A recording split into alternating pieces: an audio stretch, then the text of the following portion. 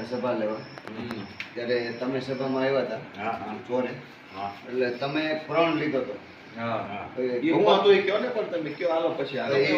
આપણે જણાવો ખબર પડવી જોઈએ. ઈશદાનભાઈની મીટિંગ હતી એટલે હું આવેલો ત્યાં મીટિંગમાં.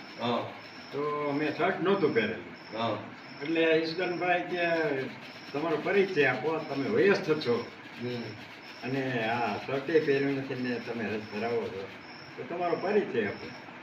એટલે મેં પરિચય આપ્યો. मैं कहा मैं एक किसान हूँ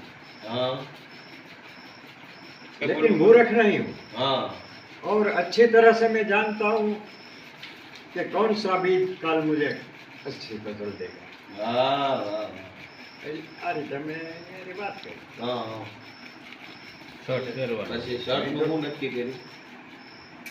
એટલે ઈશદાનભાઈ કહે હતા શર્ટ મેં કીધું ગોપાલભાઈ ઇટાલિયા છૂટાવીને પછી કર્યું નિયમ કરી નાખ્યો, પ્રતિજ્ઞા બાધા લીધી. જયરામ બાપા છે એને પ્રતિજ્ઞા લીધેલી ચૂંટણી પહેલા ગોપાલ ઇટાલિયા ચૂંટણી જીતે પછી જ બુસ્કોટ પહેરવાનો છે, ત્યાં સુધી આમનામ રહેવાનું. કેમ કે ગામમાં આમ આદમી પાર્ટીની મિટિંગ હતી, ઈશુદાનભાઈના નેતૃત્વમાં ચૂંટણી પ્રચાર સભા હતી. એટલે બાપાને ખબર પડી કે પાર્ટીની સભા છે ઈશુદાનભાઈ આવે છે તો ખેતરેથી કે પોતાનું કામ કરતા કરતા ગયા, એટલે કામ કરતા હતા તો એમણે બનિયાન પહેરેલું હતું, શર્ટ નહોતો પહેર્યો. સભામાં ગયા અને ચર્ચા થઈ પછી એમણે પ્રતિજ્ઞા કરી કે ગોપાલભાઈ જીતે પછી જ હવે હું બુસ્કોટ પહેરીશ. તો આજે હવે હું આ 26 તારીખ જૂન મહિનો છે, આજે આવ્યો છું, બાપાના આશીર્વાદ લીધા છે, હવે બુસ્કોટ પહેરાય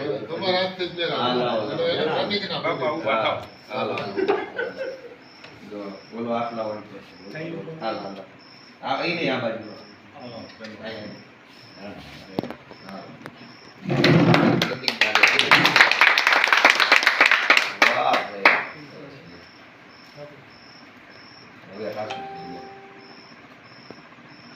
ગઢા માણસના આશીર્વાદ મળે ને એ મેન વાત છે, બાકી બધી વસ્તુ તો સમજ્યા હવે પણ સરસ કામ કર્યું. હવે ગોપાલભાઈ ને મીઠું મોટું કરાવ.